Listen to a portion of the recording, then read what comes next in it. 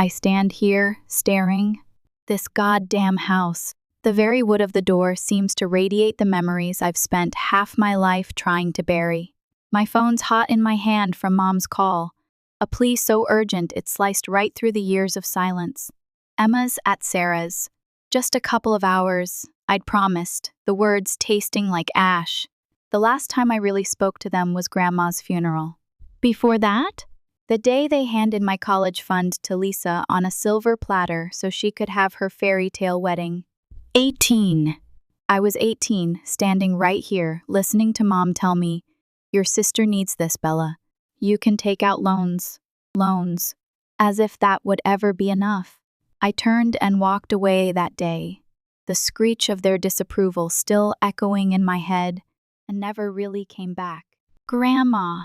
She was the only one. She saw me, believed in me, helped me scrape together enough for community college. Not the grand university I'd dreamed of, but something. The years blurred.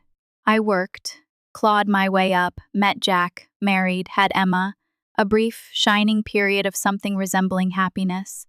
Divorce hit 2 years ago, but even that was civilized. We co-parent. He provides. Emma comes first.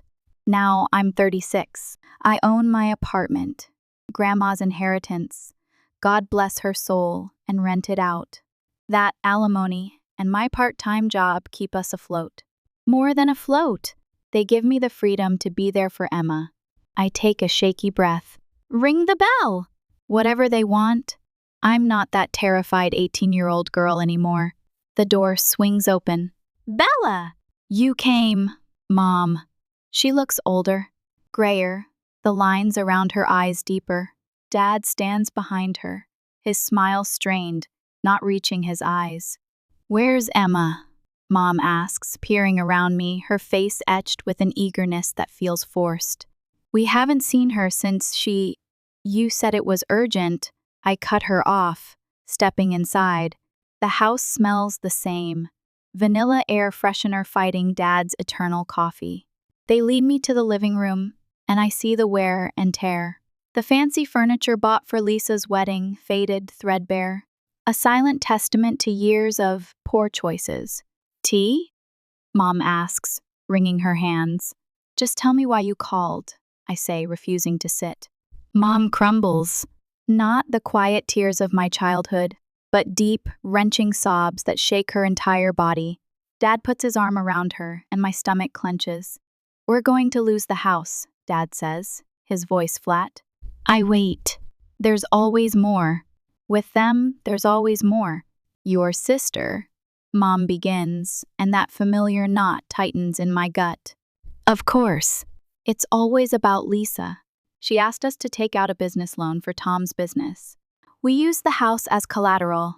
Let me guess, I say, the words dripping with sarcasm. Lisa's not paying. Tom's business went bankrupt. Dad nods, shame in his eyes, avoiding my gaze. Lisa and the kids are struggling.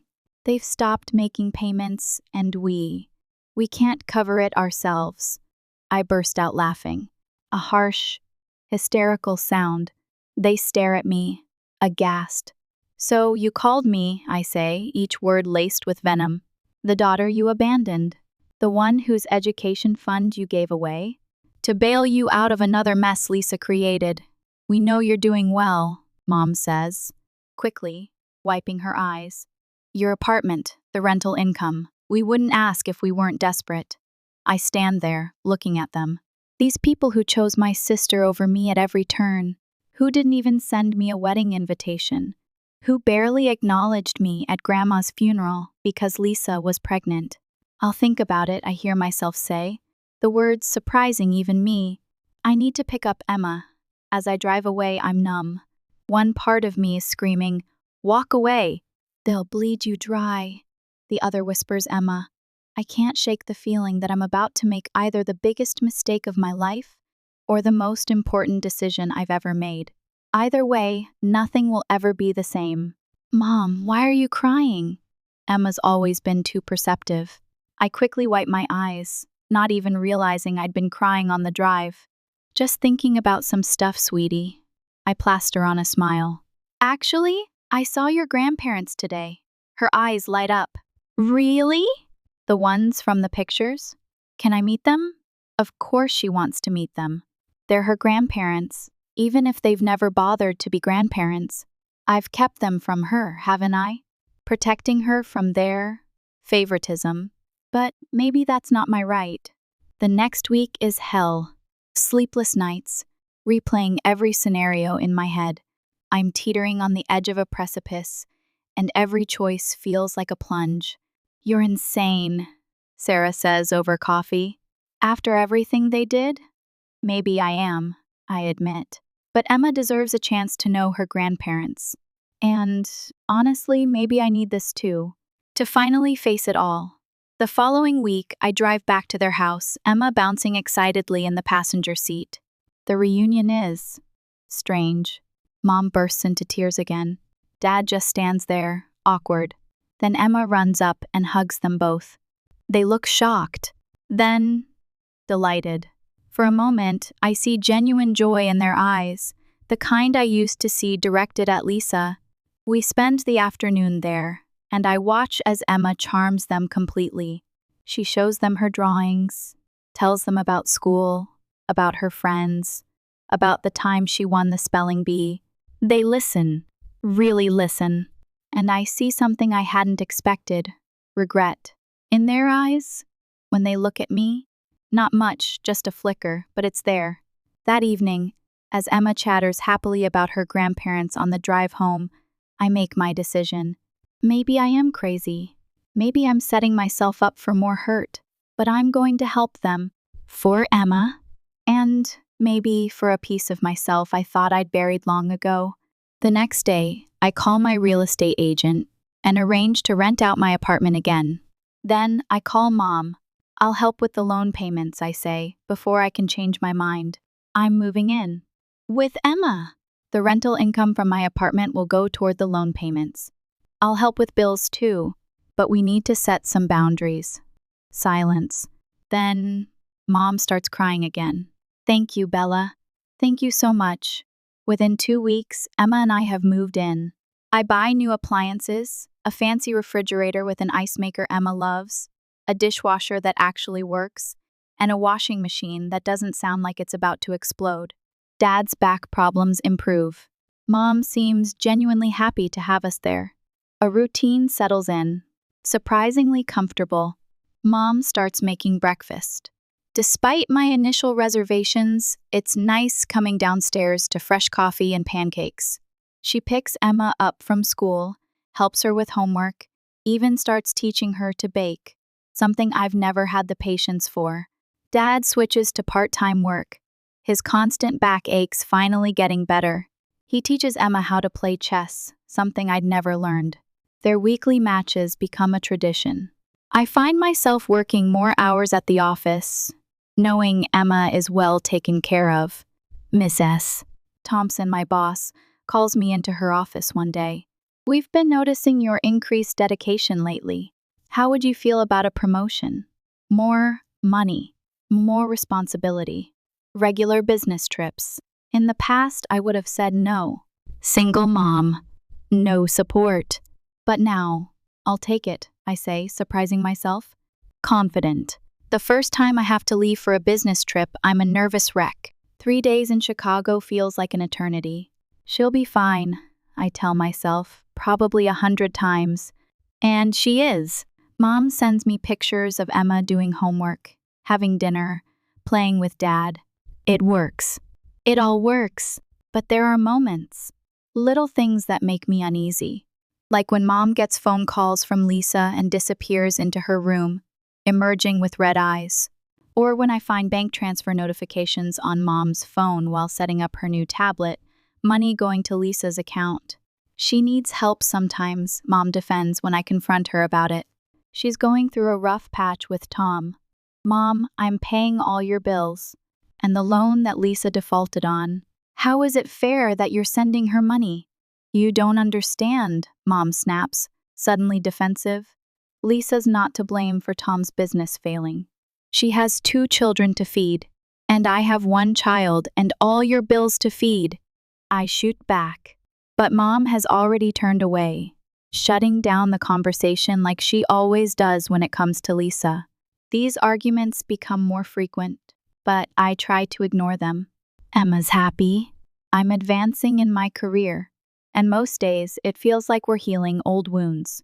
Dad even apologizes one night, after a few glasses of wine, for what happened with my college fund.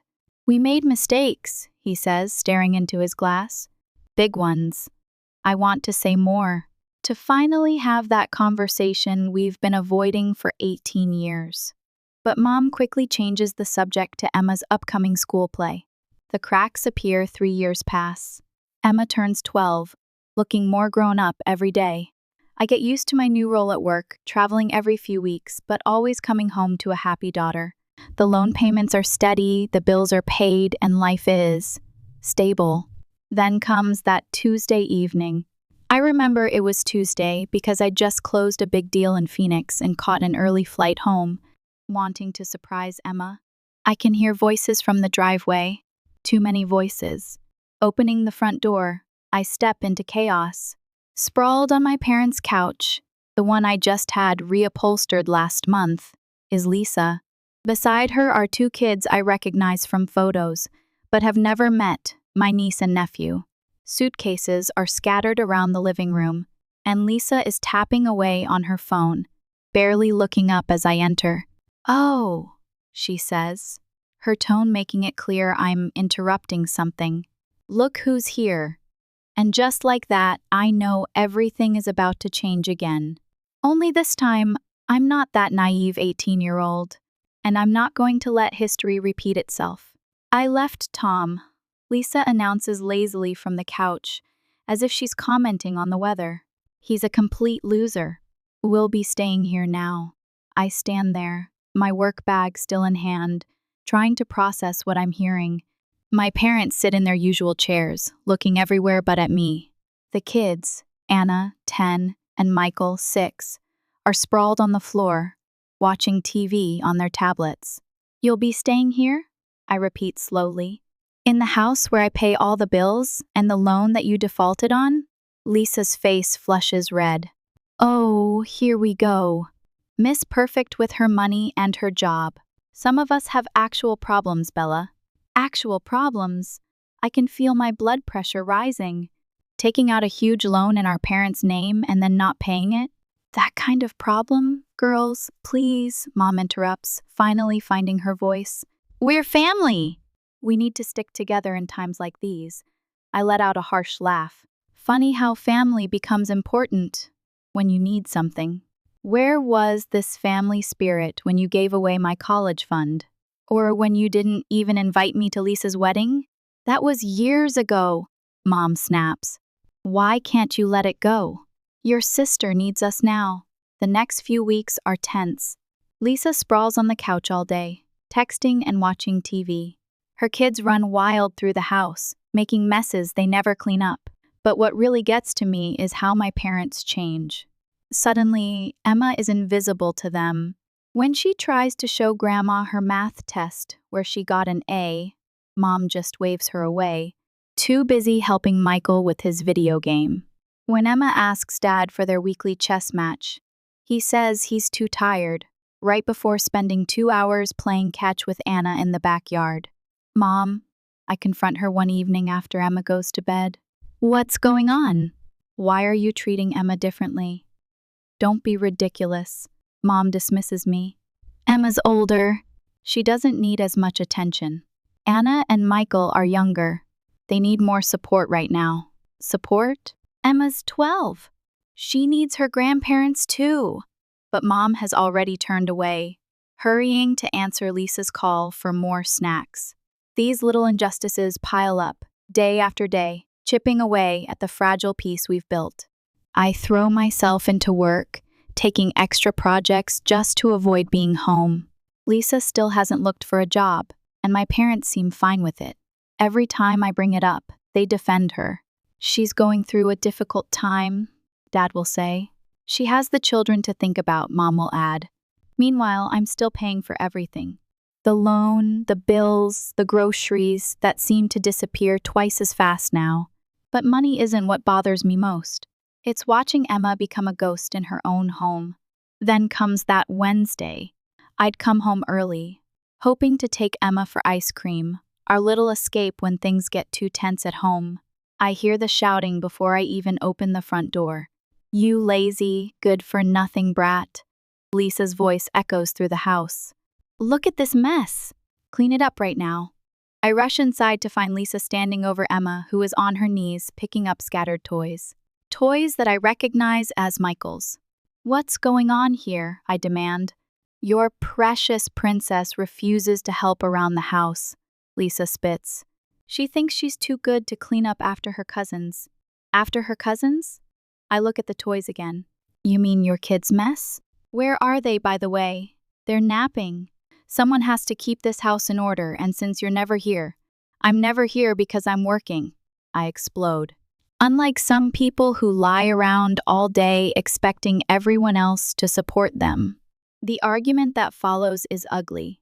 Lisa runs to our parents, crying about how I'm bullying her, and they take her side. Of course, they take her side. "Bella, you need to be more understanding," Mom pleads. "Lisa's children. What about my child?" I interrupt. "What about Emma?" But they don't answer. They never do when it comes to choosing between Lisa and me. I thought that was bad, but I had no idea what was coming.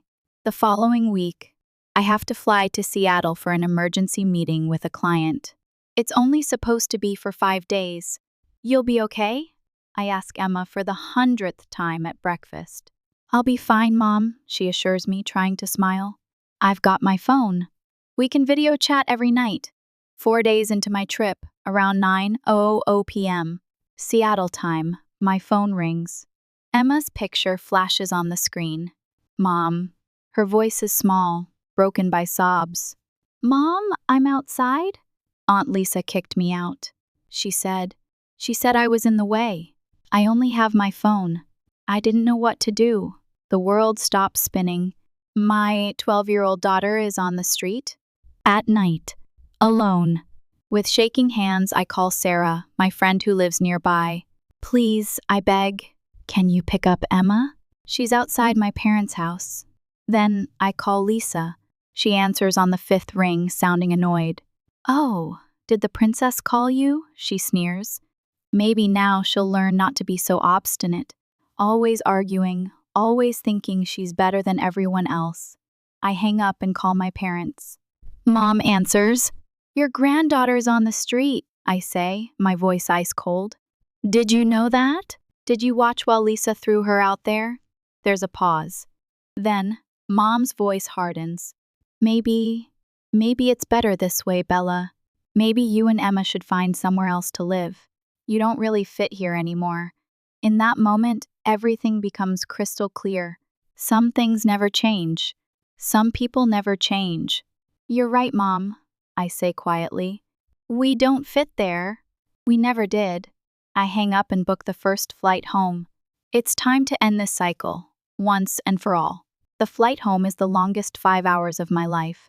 Sarah sends me updates about Emma every half hour, but I can't rest until I can hold my daughter in my arms.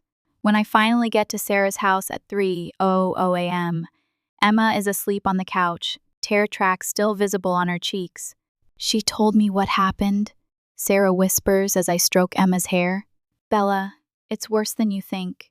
According to Emma, Lisa had been treating her like a servant for weeks, making her clean the house, cook for Lisa's kids, do their laundry. When Emma finally stood up to her, saying she needed to study for a test, Lisa lost it. "Get out," Lisa had screamed. "Get out of my house. It's not your house," Emma had replied. "My mom pays for everything." That's when Lisa grabbed Emma's arm and physically pushed her toward the door. My parents watched it happen. They watched and did nothing. I let Emma sleep and spend the night making calls. First, to my rental agency, explaining the situation and asking them to help me end the current tenant's lease early. Then, to my lawyer, asking about my rights regarding the appliances and furniture I bought for my parents' house.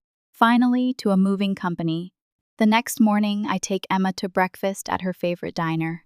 Baby, I need you to be honest with me, I say, watching her pick at her pancakes.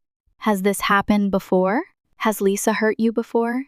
Emma's silence tells me everything. She said I was spoiled, Emma finally whispers, that I thought I was better than her kids. Grandma said the same thing, that I needed to learn my place. My hand shakes as I grip my coffee cup. Why didn't you tell me? Because you seemed happy, Emma says, looking up at me with those wise eyes that sometimes make me forget she's only 12. You are smiling more. And Grandma and Grandpa, sometimes they were nice. When Aunt Lisa wasn't around, I reach across the table and take her hand. Listen to me, Emma. Nothing, absolutely nothing, is more important to me than you. Not my parents, not their house, not any of it. We're going home to our apartment, and this time we're staying there. After breakfast, we drive to my parents' house. Lisa's car is gone, probably on one of her mysterious errands that never seem to involve job hunting. Mom opens the door, surprise flickering across her face when she sees me. Bella! We didn't expect you back so soon. I walk past her without a word, Emma's hand firmly in mine. The moving crew I'd hired is already waiting outside. Take everything I bought, I instruct them. The refrigerator, washing machine, dishwasher, the new couch, the TV. I go through the house, pointing out every item I'd purchased over the past 3 years. You can't do this. Mom's voice rises in panic. We need those things. Actually, I can, I reply calmly, handing the movers my proof of purchase for each item. They're mine. Dad comes home while the movers are working. He stands in the doorway, watching as they dismantle the entertainment system I bought last Christmas.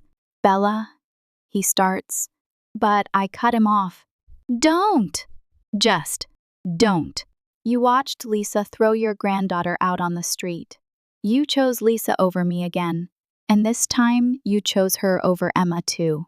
We're done. But the loan, Mom's voice quivers. The bills. I turn to face them both. You'll have to figure that out yourselves, just like I had to figure out college on my own. Just like Emma had to figure out how to survive being kicked out of her home at night. Consider this my final payment for all the times you chose Lisa over me. The next few months are interesting. My parents and Lisa don't go down without a fight. The calls start the very next day. First, from Mom, then Dad, then Lisa, then back to Mom. They leave voicemails ranging from angry accusations to tearful pleas. The text messages are worse. Screenshots of their overdue bills, photos of Lisa's kids, looking sad guilt trip attempts about how they might lose the house. Mom even sends pictures of my old bedroom, as if that would somehow change my mind. Why don't you answer them? Emma asks one evening as my phone buzzes with another message. We're sitting on our apartment's balcony, sharing a pizza and watching the sunset. Our apartment feels different now, smaller than my parents' house, but somehow more spacious, without the weight of their expectations. Because we don't owe them anything, I reply. Sometimes the best response is no response at all. Emma nods, understanding in her eyes. I miss Grandpa's chess games sometimes, she admits, but not how they made me feel when Aunt Lisa came. I pull her close. We can get you chess lessons if you want. You can learn from someone who won't stop playing with you just because your cousin shows up. Weeks turn into months. Through the family grapevine, I hear updates about my parents' situation. They've gone back to working full-time, struggling to pay their bills. The bank is threatening foreclosure because they can't make the loan payments. Lisa still isn't working, still complaining about me to anyone who will listen. She found someone else to mooch off of. Her new boyfriend, apparently. Sometimes I wonder if they ever really understood what they did wrong, or if they're still telling themselves that I'm the selfish one. But honestly, I don't care anymore. Emma and I might be a small family, but we're a real one. We travel when we want, laugh when we want, and never have to apologize for taking up space in our own home. The money I used to spend on my parents' bills now goes into Emma's college fund. And this time, nobody's going to give it away for someone else's wedding. One Sunday morning, almost a year after we'd left, I'm making breakfast when Emma comes into the kitchen, looking thoughtful. "Mom, are you happy now?" I stop whisking the eggs and really think about it. Was I happy? Happy that I'd walked away from a toxic situation? Happy that I'd protected my daughter? Happy that I'd finally broken free from the pattern of always putting Lisa first? Yes, I say. Finally. I am. Are you? Emma smiles. That bright, unworried smile I hadn't seen in years. Yeah, I like it being just us. Later that day, I delete all my parents' numbers from my phone. I keep their voicemails, though, stored in a folder labeled Never Again, a reminder of why we left, just in case I ever start to doubt myself. I heard through relatives that the bank finally foreclosed on my parents' house. They moved into a small apartment, and Lisa found someone else to mooch off of, her new boyfriend apparently. Sometimes I wonder if they ever really understood what they did wrong, or if they're still telling themselves that I'm the selfish one. But honestly, I don't care anymore. Emma and I might be a small family, but we're a real one. We travel when we want, laugh when we want, and never have to apologize for taking up space in our own home. The money I used to spend on my parents' bills now goes into Emma's college fund. And this time, nobody's going to give it away for someone else's wedding. 5 years. It's hard to believe 5 years have passed since we slammed the door on that life. Emma's 17 now, a whirlwind of teenage energy, college applications, and a surprisingly mature understanding of the world. She's got her own circle of friends, plays a mean game of chess, and, God help me, has discovered the joys of online shopping. I, on the other hand, am 41. Gray hairs are starting to make their presence known, though I swear I pluck them out the second I see them. Work is good. Damn good. I'm a senior vice president now, traveling less, but making more. That promotion turned out to be a lifeline, not just financially, but emotionally. It forced me to focus on something other than the past, something other than Lisa. Mom and Dad, our apartment has become a sanctuary, filled with Emma's artwork, overflowing bookshelves, and the constant hum of life. We adopted a rescue dog a few years back, a scruffy terrier mix named Rocket, who fills the apartment with his exuberant barks and sloppy kisses. He's a reminder that even the most battered souls can find a loving home. I haven't spoken to my parents or Lisa since that day. No calls, no texts, no emails, nothing. At first, the silence was deafening, a constant reminder of the gaping hole they left in my life. But gradually the silence became peaceful. The static faded, replaced by a quiet hum of contentment. Every so often, I'd hear whispers through mutual acquaintances. Mom was working 2 jobs, still struggling. Lisa flitted from one dead-end relationship to another. Dad, he'd developed some health issues. I'd feel a twinge of guilt, a flicker of something. But then I'd look at Emma, at her bright eyes and easy smile, and the guilt would dissipate. I'd made the right choice. I knew it in my bones. Then came the letter. It was a plain, white envelope, addressed in a shaky, unfamiliar handwriting. No return address. My heart clenched. It was like a ghost from the past had reached out and grabbed me by the throat. Hesitantly, the first tore it open. The letter was short, scrawled in what I recognized as Dad's familiar script, though it looked weaker, more labored than I remembered. Bella, I don't know if you'll even read this. Your mother wouldn't want me to write, but I had to try. I'm not doing well, the doctors say. Well, it doesn't matter what they say. What matters is, I'm sorry. For everything. For Lisa. For the college fund. For not being there for you, for Emma. Your mother, she's still your mother. She's stubborn, but she loves you. Maybe someday you can find it in your heart to forgive us. I'm not asking for anything. I wanted you to know. I'm sorry. Dad! The letter fluttered to the floor. My hands trembled. I felt numb. Dad! Sick. Dying. After all these years, after everything that had happened, it felt wrong.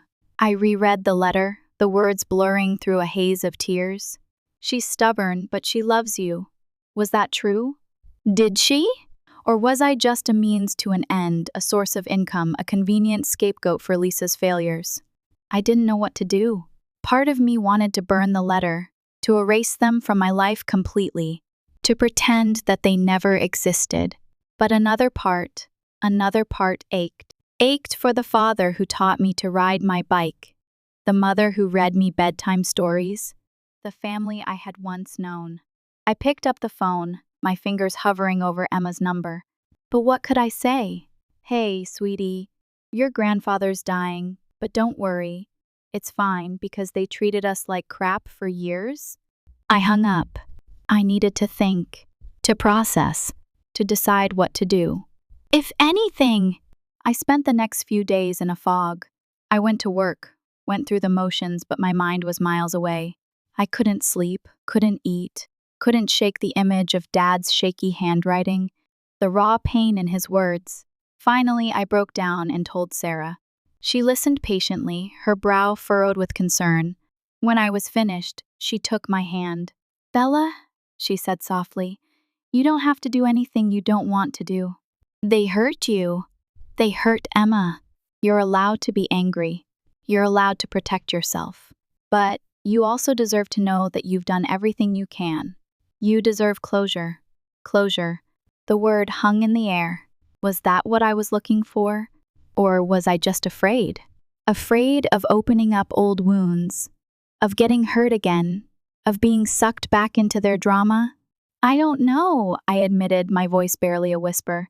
I don't know. Sarah squeezed my hand. Then figure it out. Talk to Emma. Do what feels right. But don't let fear dictate your decisions. Her words resonated with me. Fear. It had been the driving force behind so many of my choices. Fear of being abandoned, fear of being hurt, fear of being like them. But maybe it was time to let go of that fear, to face the past, not for them, but for myself. That evening, after Emma finished her homework, I sat her down on the couch. Rocket, sensing the tension, nestled between us, his warm body a comforting presence. Sweetheart, I began, my voice trembling slightly. I need to tell you something. About your grandfather. I told her about the letter, about Dad's illness, about his apology. I watched her face carefully, searching for any sign of anger, resentment, or hurt. To my surprise, her expression was calm, understanding. So he's dying? She asked quietly. I nodded. Does he want to see us? I don't know, I said honestly. He didn't say. He just apologized. Emma was silent for a moment, stroking Rocket's fur. Then she looked up at me, her eyes clear and unwavering. Mom, she said, I'm okay. I was angry for a long time, but I'm not anymore. They messed up. They made mistakes, but they're still my grandparents. If you want to see them, I'll go with you. Her words hit me like a ton of bricks. This incredible, forgiving young woman was my daughter, and she was offering me a chance to heal, a chance to let go of the bitterness that had been poisoning me for so long. Are you sure? I asked, my voice thick with emotion. She smiled. Yeah, Mom. I'm sure. It's your decision. But whatever you decide, I'll be there for you. I hugged her tight, burying my face in her hair. Thank you, I whispered. Thank you. The next morning, I called Mom. It took me 3 tries to dial the number, my hand shaking so badly I kept hitting the wrong digits. She answered on the second ring, her voice wary. Hello, Mom, it's Bella. Silence. A long, agonizing silence. I could hear her breathing, ragged and uneven, on the other end of the line. Bella, she finally said, her voice barely audible. What do you want? Dad wrote me a letter, I said, my voice trembling. He told me he's sick. More silence. Then a sob, a deep, wrenching sob that echoed the pain I had been carrying for years. He is, she choked out. It's not good. The doctors, they don't give him long. I'm sorry, I said, the words feeling inadequate, hollow. He talks about you, she said, her voice muffled by tears. All the time! He regrets everything. He wants to see you, to tell you he's sorry. I swallowed hard, trying to contain the emotions that were threatening to overwhelm me. I want to see him too. If he wants me to. He does, she said quickly. He really does. Can you come soon? Yes, I said. We'll come. Just tell me when. She gave me the address of the nursing home where Dad was staying, her voice laced with a mixture of hope and fear. Thank you, Bella, she whispered. Thank you for giving us this chance. The drive to the nursing home felt surreal. Emma sat beside me, holding my hand, her presence a steady anchor in the swirling sea of my emotions. Rocket, relegated to the back seat, whined intermittently, sensing our unease. The nursing home was a sterile, antiseptic-smelling place, filled with the hushed whispers of nurses and the labored breathing of the elderly. It felt like a place where life went to die. Mom was waiting for us in the lobby, her face etched with worry and exhaustion. She looked older than I remembered, her shoulders slumped, her eyes hollow. She rushed towards me, engulfing me in a hug. It felt awkward, unfamiliar. It had been so long. Thank you for coming, she whispered, pulling back. He's been waiting. She led us down a long, linoleum-floored hallway to a small, dimly lit room. The air was thick with the scent of disinfectant and stale medicine. Dad lay in the bed, his face gaunt and pale.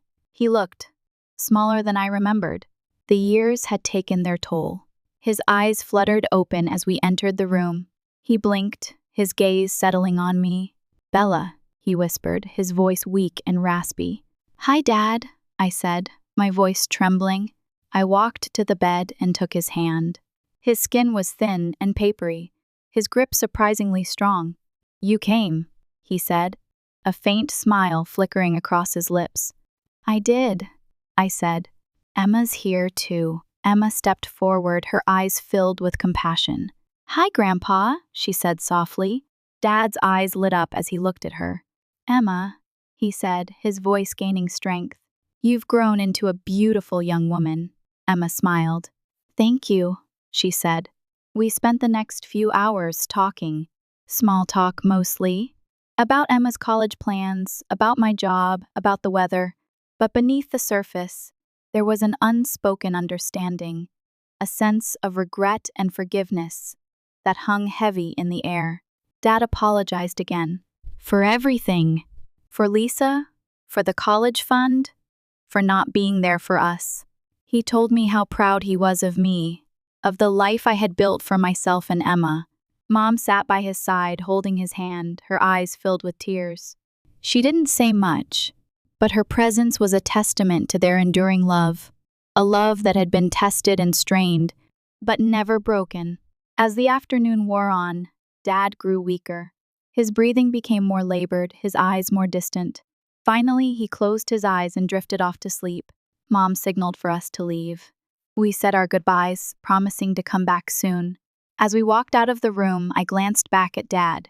He looked peaceful, his face relaxed. I knew that I might never see him again. The next few weeks were a whirlwind of visits to the nursing home.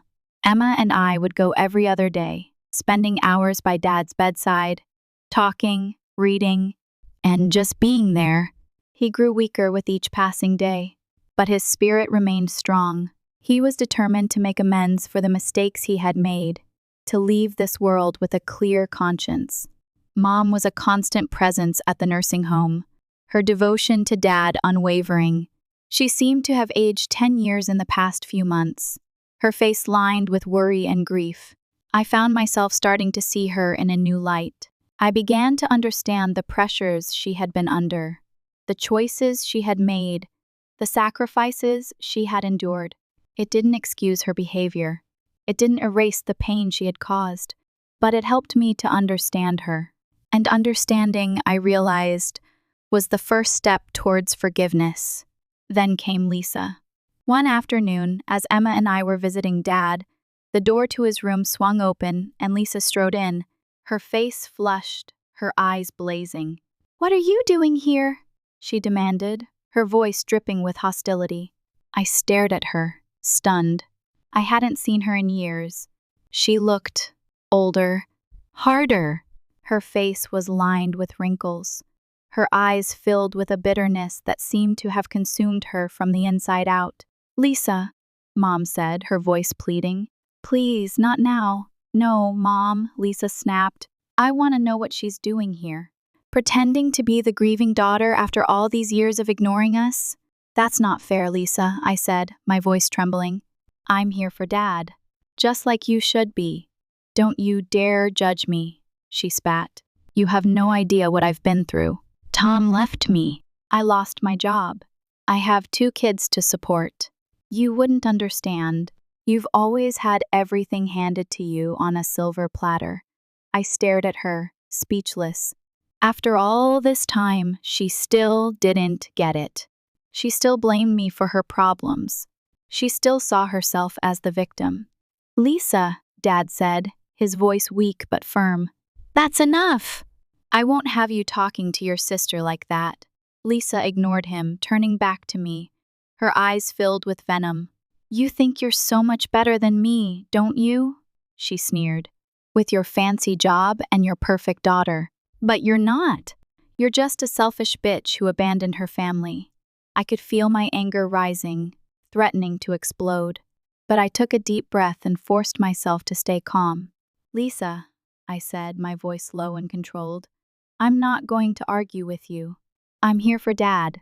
If you can't be respectful, then you need to leave." Lisa glared at me for a moment, her face contorted with rage.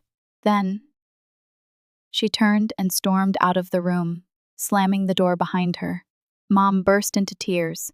"I'm so sorry," she sobbed. "She doesn't mean it. She's just hurting." I sighed, running a hand through my hair. "I know, Mom," I said. "It's okay. I'm used to it." Emma put her arm around me, squeezing my hand. "Don't let her get to you, Mom," she said. "She's not worth it." I nodded, forcing a smile. "You're right," I said. "She's not worth it." But inside, I couldn't help but feel a pang of sadness. Sadness for Lisa, for her anger, for her bitterness. Sadness for the family we could have been, the family we would never be. A few days later, Dad passed away. He died peacefully in his sleep, with Mom by his side. I received a call from Mom early in the morning, her voice choked with tears. "He's gone, Bella," she sobbed. "He's finally gone." I felt a wave of grief wash over me, a grief so profound it took my breath away. Dad was gone, the man who had taught me to ride my bike, who had read me bedtime stories, who had always been there for me, in his own flawed way, was gone. I made arrangements to fly back for the funeral. Emma insisted on coming with me. The funeral was a small, somber affair, mostly family and a few close friends. Lisa was there, of course, her face pale and drawn. She didn't say anything to me, didn't even make eye contact.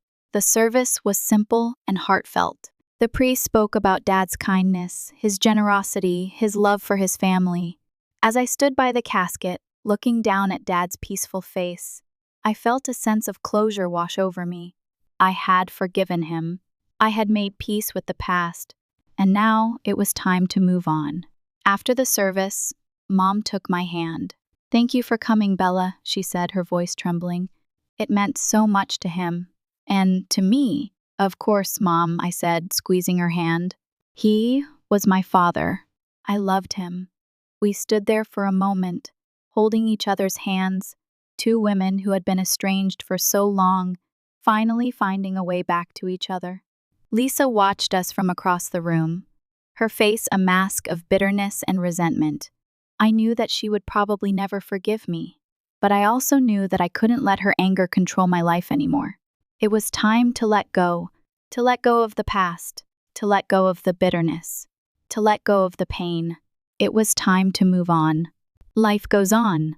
That's what they say. And it does. Emma graduates high school, gets accepted to her dream college, a small liberal arts school on the East Coast. I'm proud, ecstatic, terrified. My baby is leaving the nest. Mom and we're talking now. Not every day. Not even every week. But we talk. We share updates about our lives. We laugh. We cry. We're building a new relationship, one based on honesty, respect, and a shared love for Dad. Lisa, I don't know about Lisa. I haven't seen or heard from her since the funeral. I suspect she's still angry, still bitter, but I can't control her choices. I can only control my own.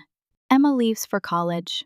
The apartment feels empty, eerily quiet. Rocket mopes around, missing his playmate. I miss her terribly, but I'm also excited for her. Excited for the new experiences she'll have, the new people she'll meet, the person she'll become. I find myself with more free time. I take up painting again, something I haven't done since college. I join a book club. I start volunteering at a local animal shelter. I'm rebuilding my life, brick by brick, creating a future that's not defined by the past, not limited by the anger and resentment I carried for so long. One evening, as I'm sitting on the balcony, painting the sunset, Mom calls. Bella, she says, her voice hesitant. I have something to tell you. My heart clenches. What now? I'm selling the house, she says. The house where you grew up. I'm silent for a moment, trying to process what she's saying. The house that had been the source of so much pain, so much conflict, so much heartache. Okay, I say finally. If that's what you want. It is, she says. It's time to let it go, to start over, to find a new place, a new life. And I want you to have some of the money. I'm stunned. Mom, I can't, I say. You need it. I know, she says. But I want you to have it, to use it for Emma's education, or for yourself, to do something that makes you happy. You deserve it, Bella. You've always deserved it. Tears well up in my eyes. After all these years, she finally gets it. She finally understands. Thank you, Mom, I say, my voice thick with emotion. Thank you. I use the money to buy a small cottage by the sea. It's nothing fancy, just a simple, cozy space with a big, sunny kitchen and a sprawling garden. I fill it with art, books, and memories.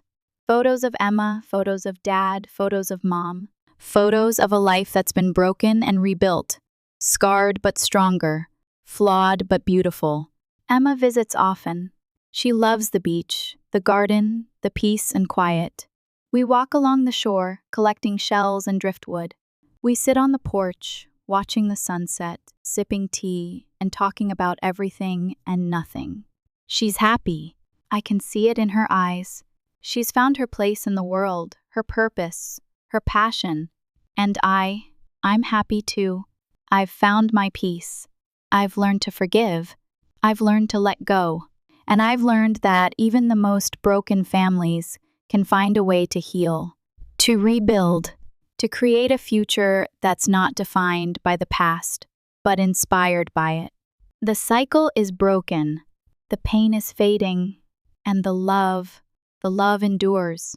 I stand on the porch of my little cottage, watching the waves crash against the shore, the sun dip below the horizon, painting the sky with vibrant colors. I take a deep breath, filling my lungs with the salty air. I'm finally home. The sea air still smells the same. Invigorating. Cleansing. I'm sitting on the same porch, but the rocking chair creaks a little more now. The lines around my eyes have deepened, etched by years of laughter and a few lingering tears. But they're good lines. Honest lines. 60. I'm 60 years old. Hard to fathom, really. Especially when I look at Emma, who's bounding towards me from the beach. Her hair windblown, her face radiant. She's 37 now, a successful architect, married to a kind, intelligent woman named Chloe. And a mother. Little Leo, my grandson, is clinging to her leg, his sandy bucket swinging wildly. He's 5, a miniature version of Emma with a mop of unruly brown hair and eyes that sparkle with mischief. "Grandma!" he shouts, launching himself at me. I catch him easily, burying my face in his soft, warm hair. "Hey there, little man," I say, my voice thick with love.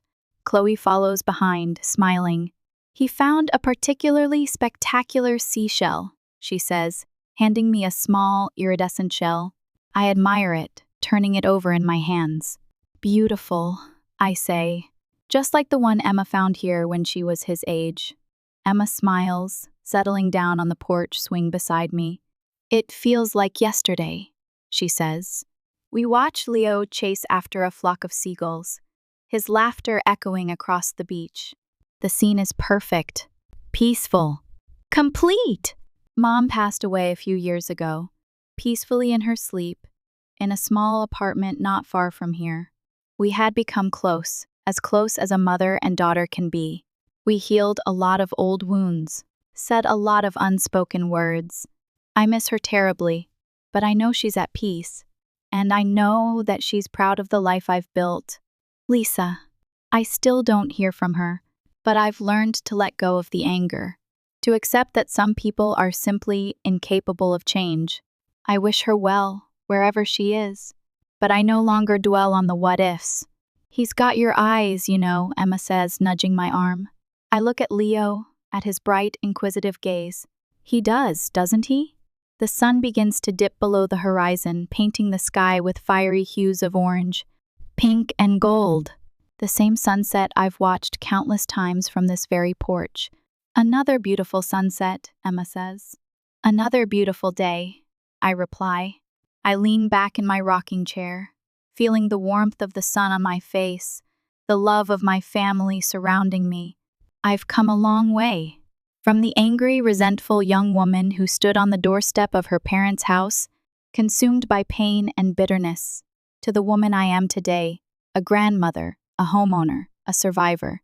I've learned that the past doesn't have to define the future, that forgiveness is possible, that love can endure, and that even the most broken hearts can find a way to heal. Leo runs back to us, his face flushed with excitement. "Grandma, look," he shouts, holding up his sandy bucket. "I caught a crab," I smile, taking the bucket and peering inside. A small, scuttling crab stares back at me. "That's a very impressive crab, Leo," I say. "But you know what? I think he wants to go back home, to the sea."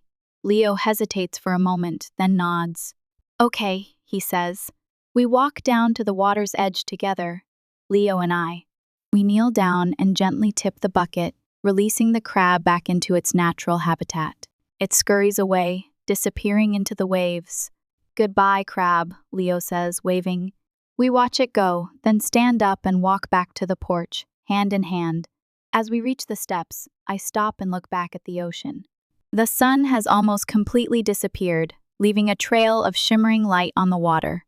I take a deep breath, filling my lungs with the salty air. I'm finally home, and I know that everything is going to be okay.